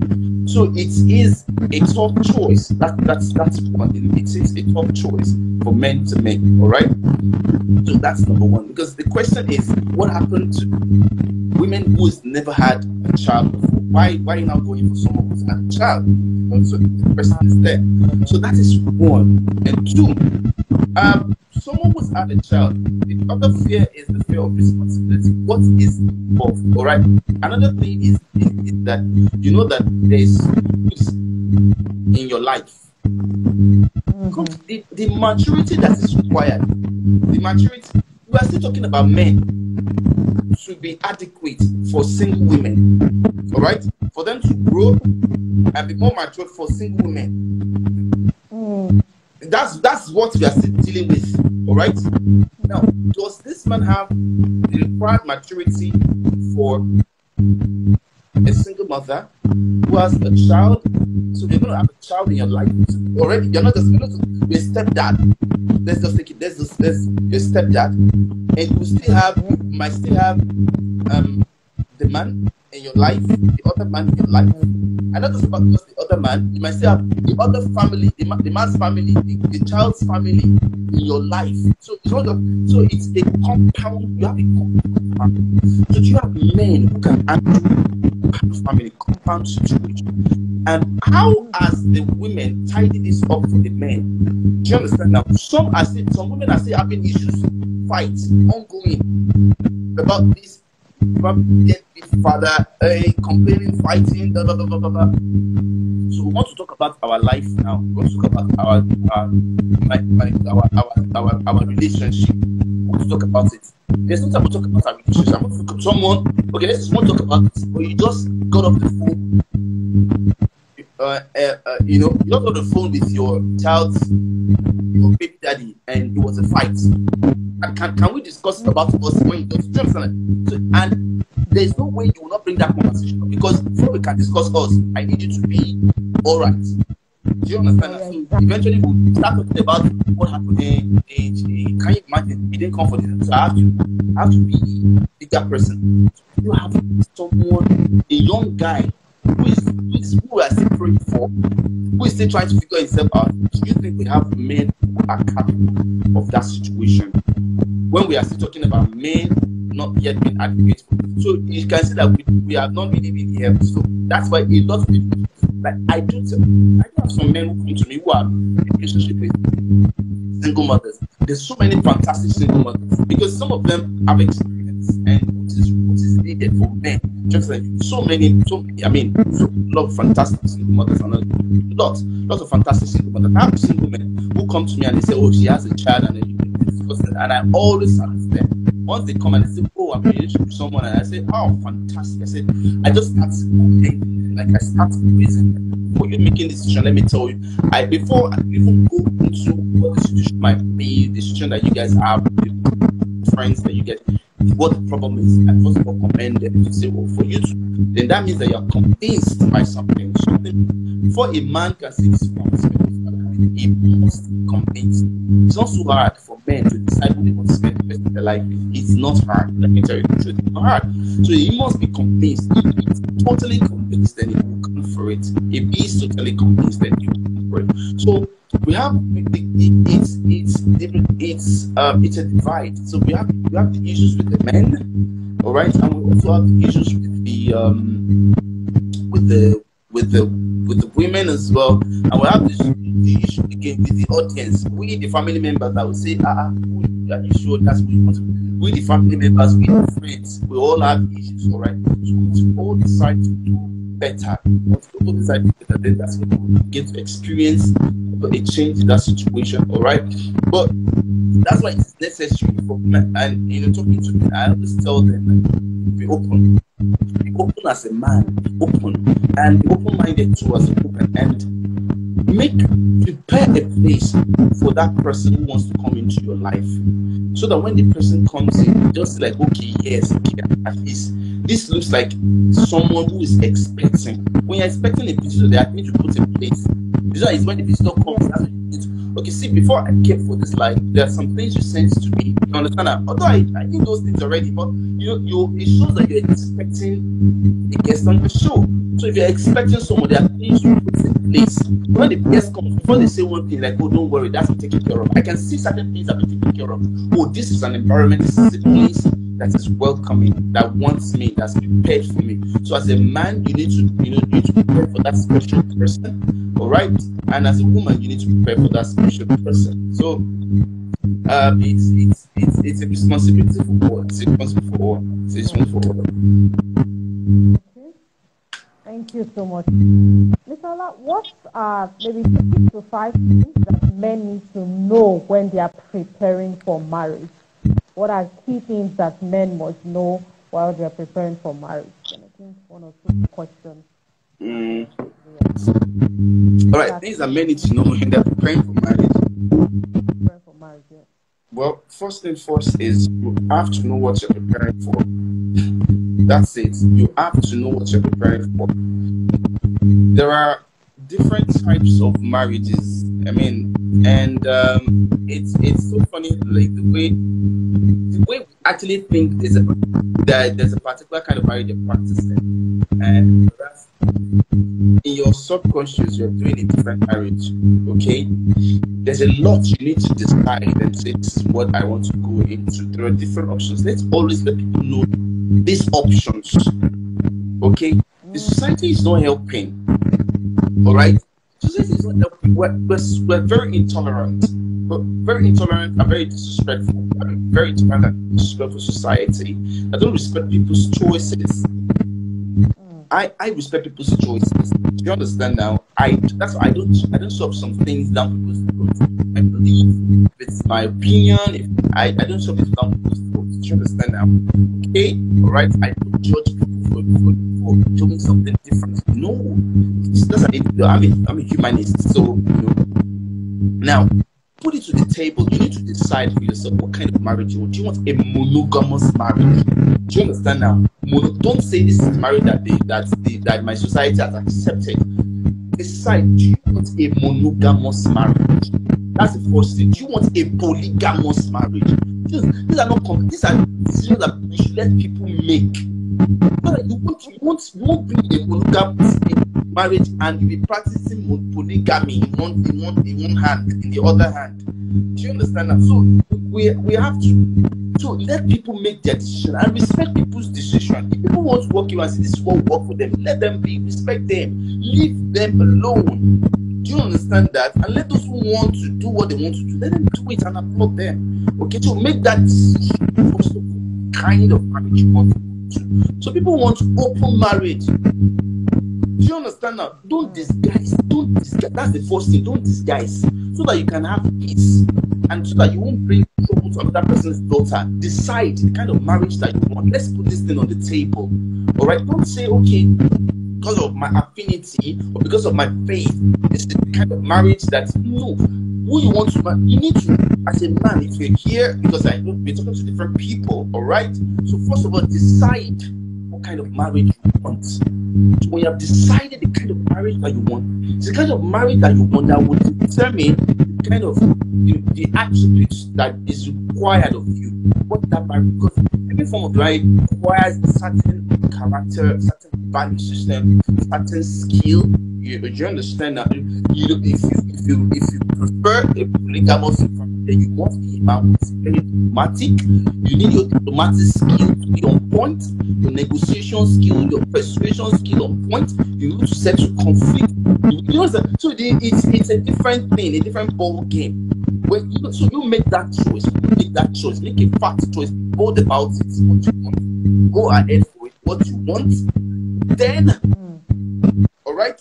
When you have made that choice, when you have made that choice on what you want, what you can deal, what you can do, when you're true to yourself, because you have to be true to yourself, then we can start talking about other requirements, things that are required. So that one is one. But generally, what does it require? On the surface level, it require your emotional availability. The marriage, I always talk about, okay, let's just talk about the 4 things. Because you are a human being, right? You're a physical being, so to require your physical attributes, you have to be physically present, right? You're a physical human being, right? So you have to think about everything that's got to do with you being physically responsible, all right? You're an emotional being. So you have, and the person that you're going to be servicing, the partner, is an emotional being. So you have to be emotionally available. So you have to work on your emotional intelligence. All right. So you have to work on your emotional intelligence so that you can be emotionally capable of being a partner. All right. So you have to work on that. So don't give an excuse of this is my background, this is how I grew up. No. So you have to be emotionally capable. All right. You are a sexual being. All right, you're a sexual being, so you have to make sure that you are sexually accountable and responsible. Okay, so that we don't. You're a sexual being. The person you're going to be getting married to is also a sexual being, so you have to understand that. Okay, and all these areas I'm saying, you have to grow in knowledge in all these areas. You have to grow your knowledge in all these areas. You have to understand. You have to know a lot about people. We are different. We're talking, our sexuality is diverse. Our sexuality is diverse. And you need to understand that. You understand? Because the person you're dealing with is peculiar. And that's the person you're serving. So you have to know. You have to understand that person's sexuality, appetite, everything about them.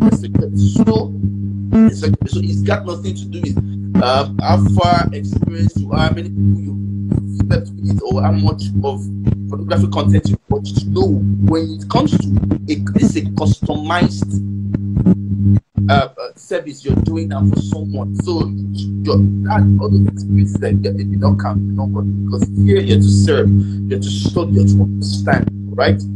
Then lastly, you're a spiritual being. Okay, you're a spiritual being. So you have to be spiritually ready. Okay, because what does this give you? The spirituality will help you with the foresight and the insight as required for marriage. Foresight and insight, your life, your marital life, your that's what spirituality will help you. Gain insight and foresight. What about you able to understand the unseen and see how you can maneuver and manipulate your way around the uncertainties? Because uncertain things will happen. Those are the things that will actually test your marriage. Uncertain things that will test your marriage. So, but it's your spirituality that will help you. Right? Because that is where you have your intuition, you can discern your intuition, you can have all those powers, you can practice them, you can get to use them. So those are the ways, those are things that you need to prepare yourself for. You need to gather education for. Get books, listen to people, and open-minded. Be open-minded. Have a world view. Don't just be closed.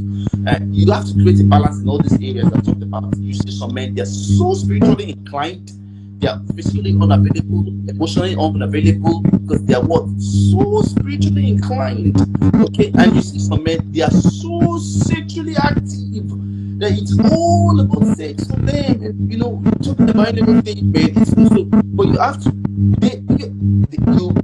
They are all gifts, okay? And they will vary. Do you understand now? But just try to find equilibrium, okay?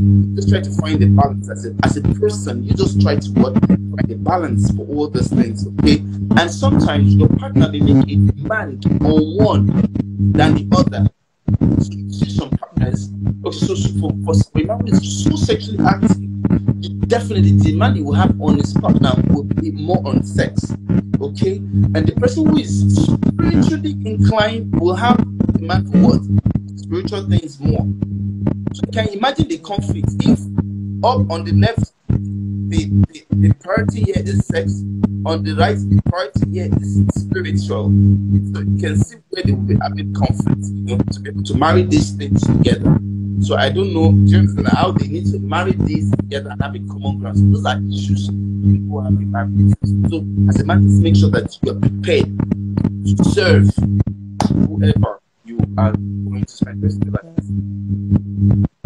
Inshallah, what are three things that men who desire marriage but are not going forward to pursue it, what are they missing out? For the ones that desire marriage, I'm not talking about those that feel if you want to be single, that's okay. So what are three things that men who desire marriage and are scared or holding back from pursuing it are missing out? They are missing out on an opportunity, a lifetime opportunity to be a better person. A lifetime opportunity for you to see yourself for who you are, know who you are. You're missing out because the truth of the matter is that at the end of the day, there's no marriage in everything. There's no marriage, and you need to know who you are yourself. The best place to know who you are is a marriage. That if you want to know who you are, you want to know who you are really, because that's the only place where you have someone who is closely examining and who is giving you the feedback, like second by the second by the minute, and who is giving you that feedback. It's only in marriage that you have that. So you want to be a better person, men, get married. It's a challenge. Like you really want to get better as a person. It's a marriage, and you must know that no matter what the form is that you are, whatever form you have right now, you need to know that marriage will still expose to you exactly who you are. Because there are things you know about you, no doubt, right? Facts that you know about yourself. But there are things that people know about you that you don't even know yourself. And you need someone to tell you that you have that opportunity in marriage to live a whole complete life. Do you understand now? You have that opportunity in marriage. But it's got to do with the choice of a partner. The choice of a partner that will determine that, okay? Choice of a partner. So, but that's one thing. You want to live a full life. You want to die empty, get married. Or put yourself in a marriage situation. You want to die empty, put yourself in a marriage situation. Do you understand? Because you can have every other thing. You can have every other thing without getting married. You can. You can have every other thing without getting married. Okay? You can be a successful CEO or anything without getting married. People will get by. You are a dictator, you can get married. Do you understand? You're a dictator, whoever you are, you can. But marriage gives you the opportunity, it gives you the opportunity for you to see yourself for who you are. You would get it depends on how interested you are. Some people don't care. Okay? Some people don't care. Like this is who I am, I don't care. So women just like that. And I said this thing at the beginning, alright? But if you want to live, like you want to live feeling like you want to know yourself, you want to be a better person, you want to be the best human being. You want to be the best human being, yourself in a marriage situation, and let the marriage institution go through you. You know the way they say, you don't go through school, let school also go through you. Let the marriage institution also go through you. You'll be amazed at who you will be at the other side, who you end up being at the other side. Alright, so that's one fundamental thing that I can say what you're missing being in a marriage situation. Okay, that's because every other thing I can say, you'll be like, yeah, but I can get it, I can get it out of society, I can get it out of no.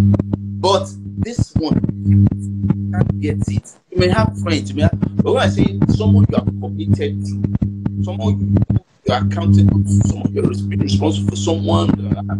It's if you want to know the best of your humanity, you want to test the best of your humanity, put yourself in a marriage situation. Okay, Mr. We'll put your rapid fire question now, which is not going to take up to 5 minutes. But before then, this is the final question. Before that, what 3 or more things do you or can you share to us that women need to understand better about men this day and age? Just generally in the context of relationships, whether with your colleague, relationship, romantic relationship, and then marriage. I mean, there are a lot, but we can pass through. Well, to a very large extent,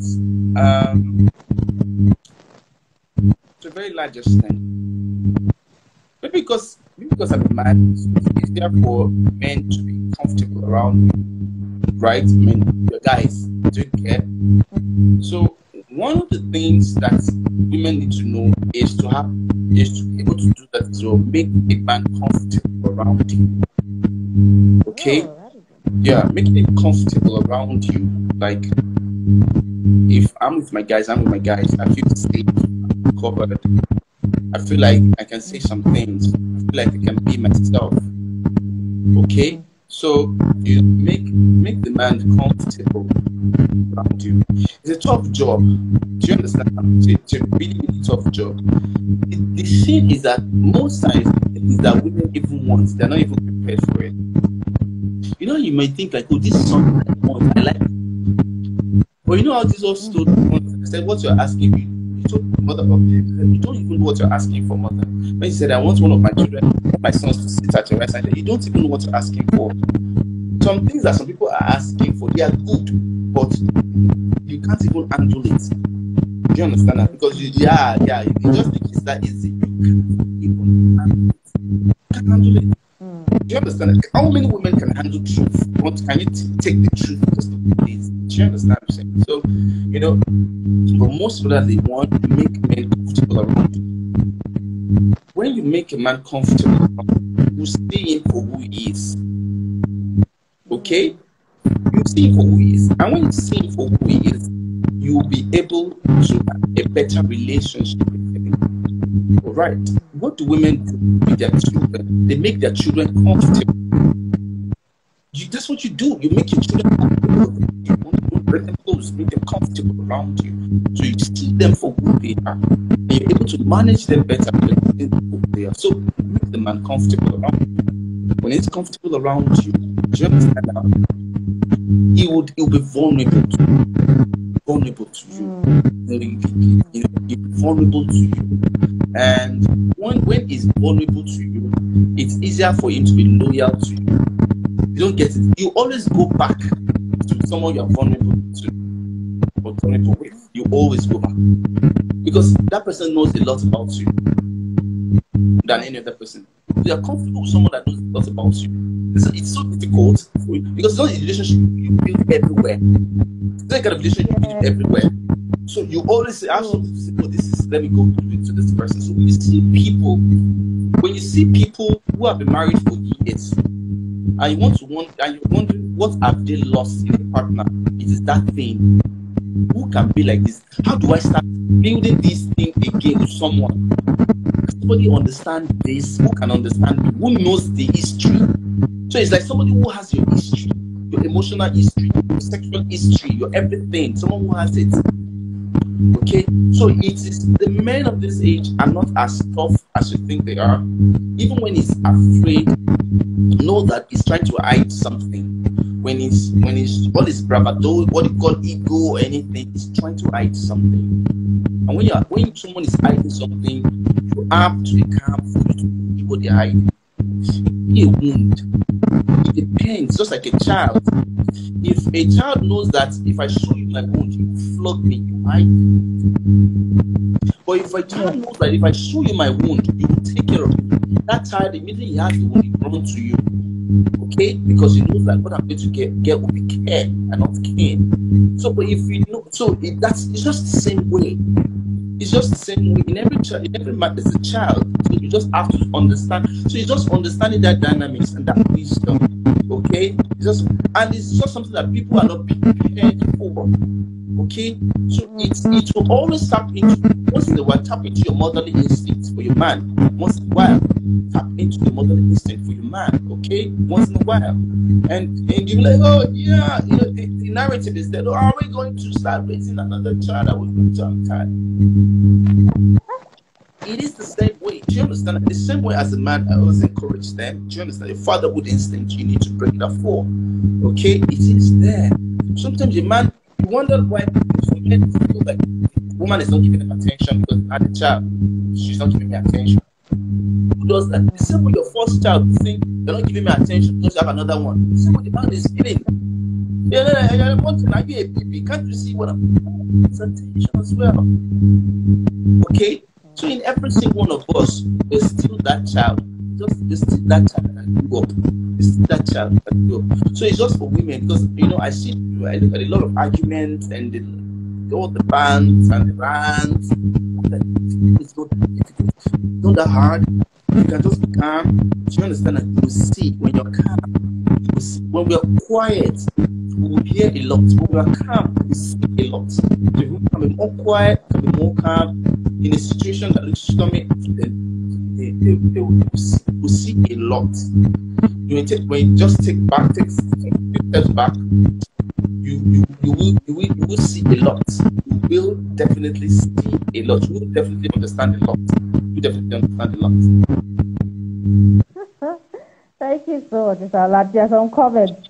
People in the chat says that you have exposed all of men. That's what Kevika is saying. And African says it's good to know. Okay, Mr. Ola spent so much time with us. We are so grateful. Mr. Ola, now it's time for your rapid fire question. Well, we just get to know a bit more about you. So you have to answer it as quickly as possible. That's okay. Plan. So what is your favorite color? I have 3 of them: white, blue, and black. Okay, what is your favorite food? Anything with plantain, fried plantain. Ah, that's interesting. Okay, what are you allergic to? Dust. I'm allergic to dust. Yeah. I'm allergic to dust. Yeah.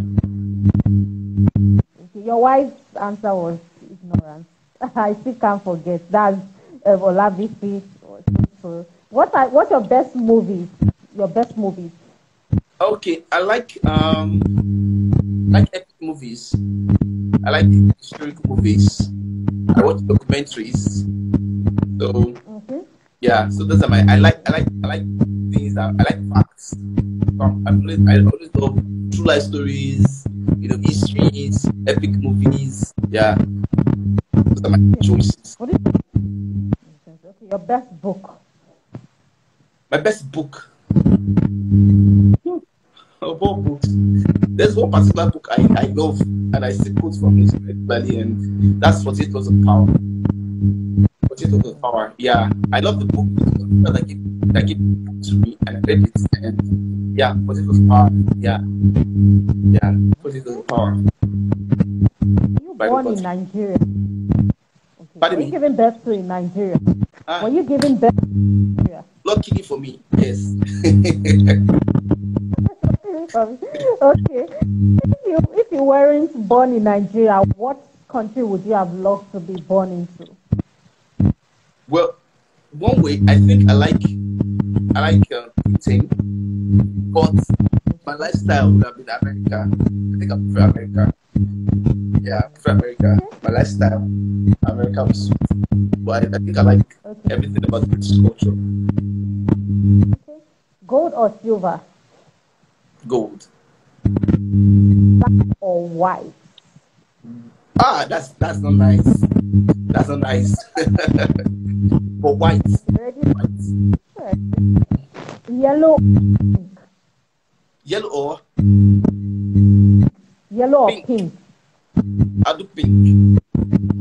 Pink. Okay. What is your favorite thing about your wife? The favorite thing about my wife. Out of the many, one favorite thing about her. Oh, my wife. The favorite thing about my wife.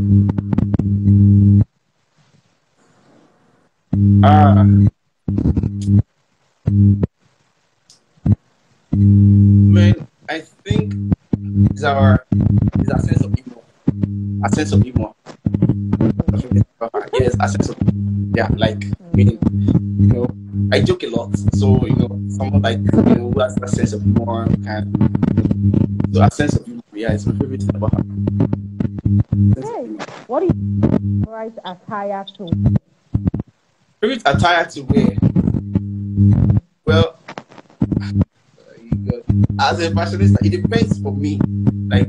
But frankly, I'm so comfortable with native attire because you don't have to think much. Once you wear the top, you are wearing the down with it. It's so easy. Or like combine everything hard. It's so easy. Once you already talk, so it's so easy. Once you already talk, you're already down. And it goes with, it depends on the occasion. So you can easily pass for many occasions to get. So once you already talk, you're already down. So it's quite easy for me. Another part is funny. Once you're wearing the top, you're also wearing You down with down. it. So just God forbid you wear it top and it's a different down and people look at it like what's wrong. okay. So, what is your one favorite thing for you to do? The favorite thing to do. Favorite thing to do. Favorite thing to do is music. Listen to music or making music or that is my favorite thing. Music is my favorite thing. Okay. What do you like to do for fun? For fun, it must have music in it. Music. I like seeing places. I like people. I like nature. Seeing things in nature. For fun, I don't know. Just go out, walk out, go out. I'm a fun person. So anything fun. I mean, anything that's not as fun. I'm a fun person. So I do a lot of things for fun. Okay. And I'm adventurous. So I'm adventurous. So I'm gonna put in fun. Fun. Okay. Small chops or jollof rice? Jollof rice. Or vegetables? Fruits.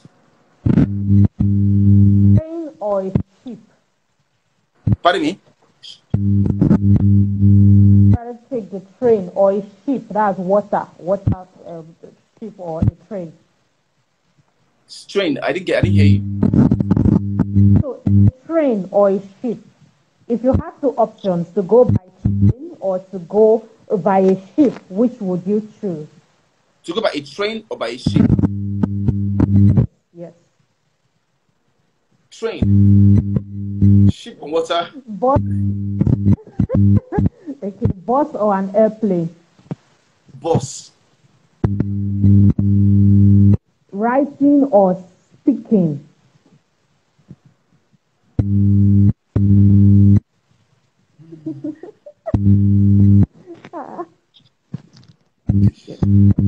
Writing. I think writing. Okay. Rain or sunshine? Sunshine. I don't like water on me. Okay. Trainings or cancelling? Trainings or counseling? One-on-one. Which one? Do you do like a group training or one-on-one? Training. Okay. Audio or visual? Visual. A day at the beach or a day at one of your favorite restaurants? Beach, please. Okay. If you had a magic wand and you could change one thing in your country or in the world, what would that one thing be that you would like to see done differently or like to see totally changed? In my country, one thing in the world, yes. I'll change in my country is the education system.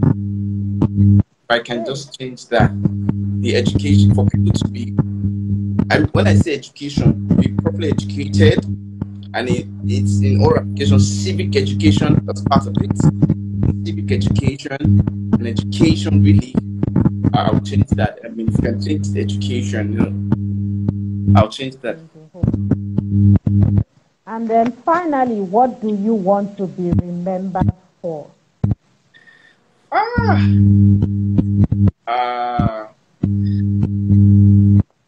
Like, I want to be remembered for being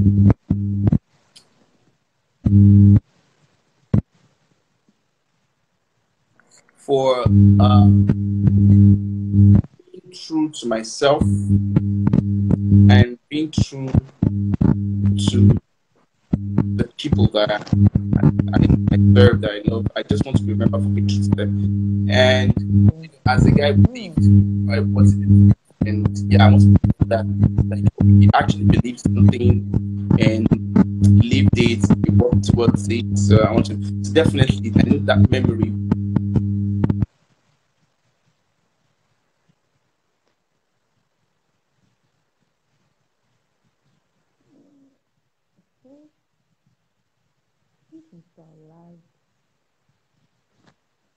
Oh,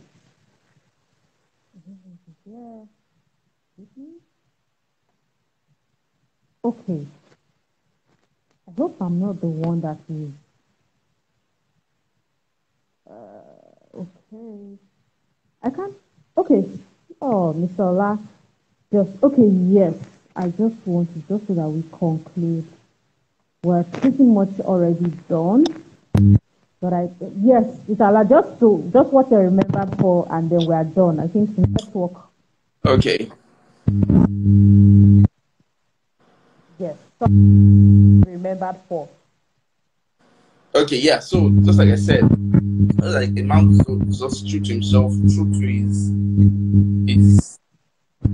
his ideas, true to the people.